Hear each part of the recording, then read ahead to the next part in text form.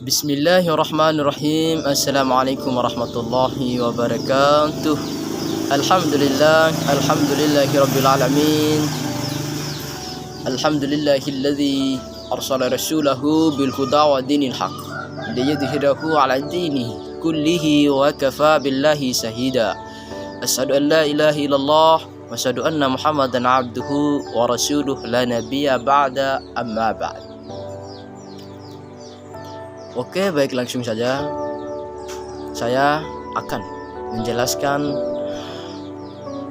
materi tentang Pancasila, kedudukan Pancasila dan fungsi Pancasila. Yang pertama, pengertian dari Pancasila. Tidak asing lagi kita mendengarkan kata Pancasila, tetapi belum tentu semua orang itu mengerti makna atau hakikat dari Pancasila itu apa.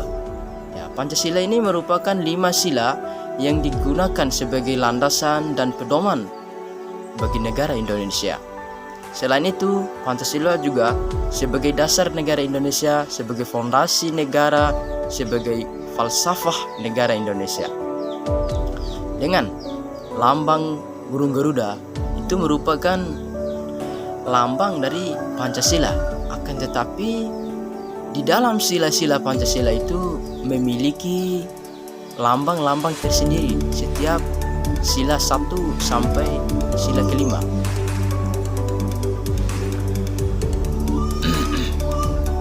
Sedangkan secara kata panca dan sila,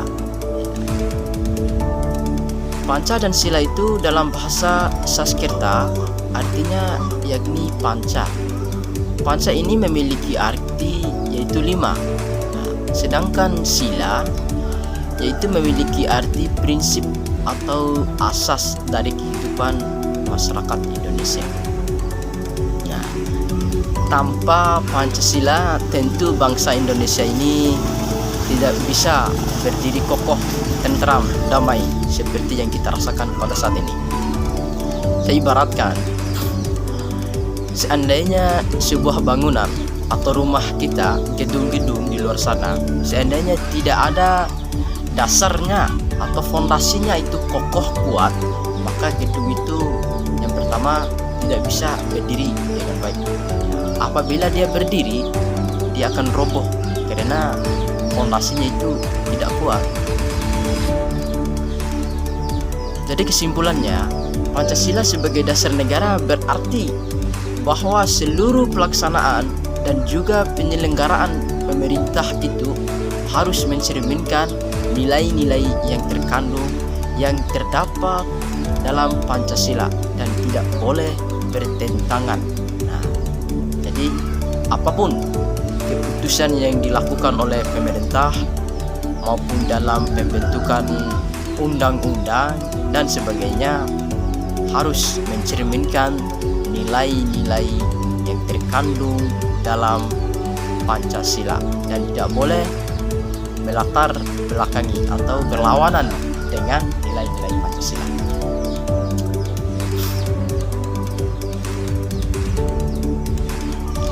Selanjutnya, fungsi-fungsi Pancasila.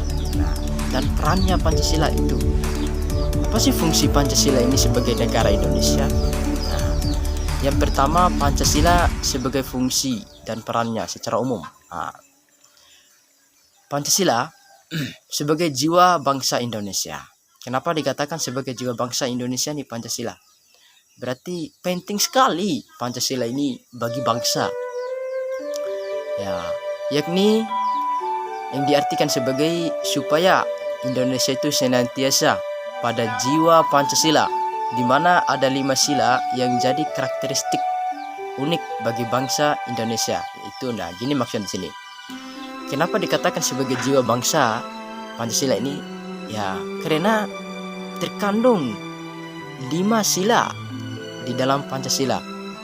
Ya, ada membahas tentang ketuhanan yang bermaha esa, kemanusiaan yang adil beradab, persatuan Indonesia, kerakyatan yang dipimpin oleh hikmah kebijaksanaan, dan keadilan sosial bagi seluruh Indonesia. Nah, inilah yang disebut dengan karakternya yang ada yang terkandung di dalam nilai Pancasila. Nah, inilah sebagai jiwanya bangsa Indonesia itu, sebagai isi pokok daripada Pancasila atau jiwa bangsa Indonesia. Yang kedua, Pancasila sebagai karakter bangsa Indonesia, yakni Pancasila hadir beriringan dengan lahirnya negara Indonesia, di mana Pancasila ini mempunyai karakteristik unik dan hanya dipunyai oleh bangsa kita saja, bangsa Indonesia. Berarti Pancasila ini lahir beriringan dengan kemerdekaan bangsa Indonesia, ya, lahir beriringan dengan negara Indonesia.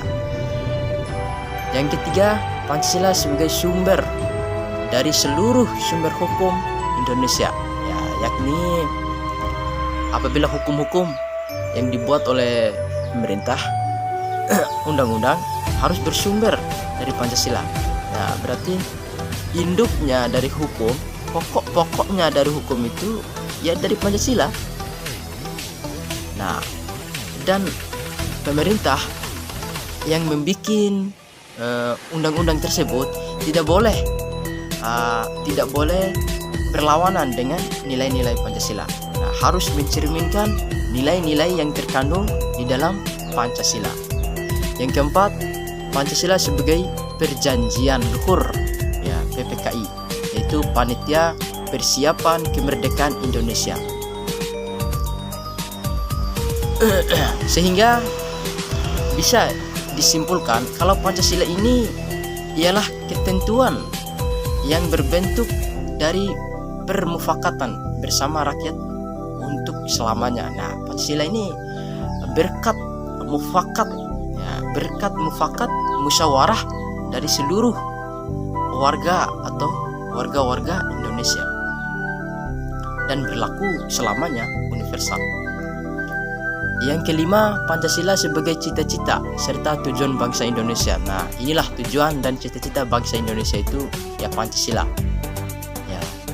Serta tujuan yang hendak dicapai bangsa Indonesia ialah warga adil serta sejahtera yang menyeluruh secara materi, secara spiritual, yang bersumber pada Pancasila, ya. Jadi begini di sini. Nah, bangsa Indonesia ini melahirkan warga adil serta sejahtera. Ya, sejahteranya itu baik secara material maupun secara spiritualitas. Ya, yang bersumber dari mana? Ya, tentu bersumber dari Pancasila. Yang kelima, Pancasila sebagai falsafah bangsa Indonesia. Pancasila merupakan falsafah hidup serta karakter bangsa Indonesia yang memiliki nilai-nilai serta norma-norma yang oleh bangsa Indonesia diyakini sangat benar, adil, bijak, serta pas untuk bangsa Indonesia buat mempersatukan rakyat Indonesia. Selanjutnya, kedudukan Pancasila.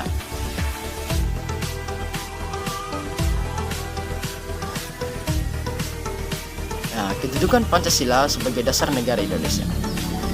Kedudukan Pancasila ini tentu tersimpul pada pembukaan Undang-Undang 1945.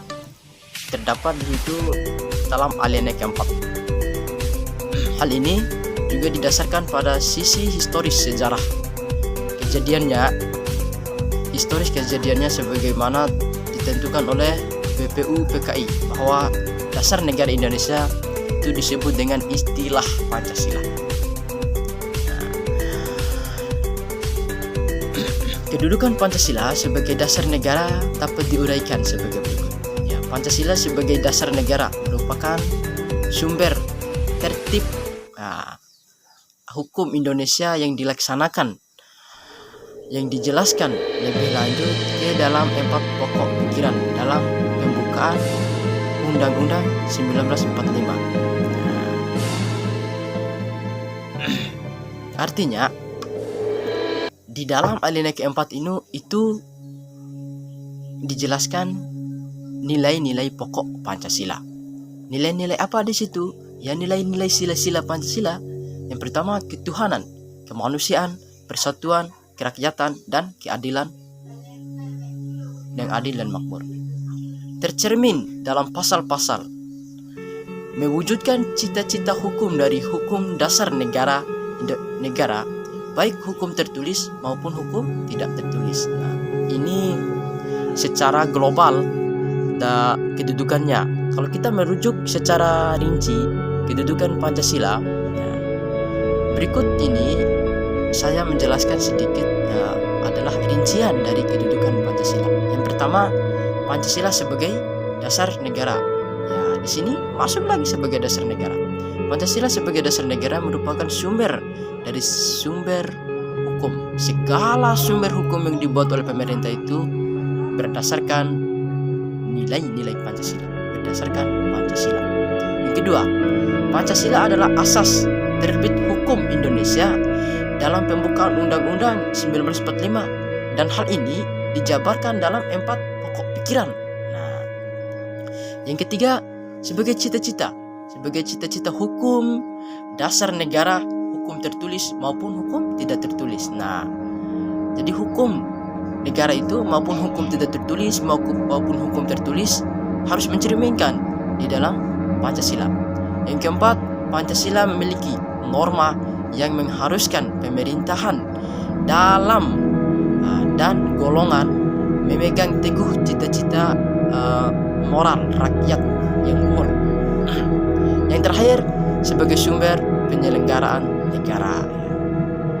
Mungkin ini saja yang bisa saya sampaikan dari pengertian Pancasila, fungsi Pancasila, dan kedudukan Pancasila. Akhirul kalam, wabillahi taufiq wal hidayah. Wassalamualaikum warahmatullahi wabarakatuh.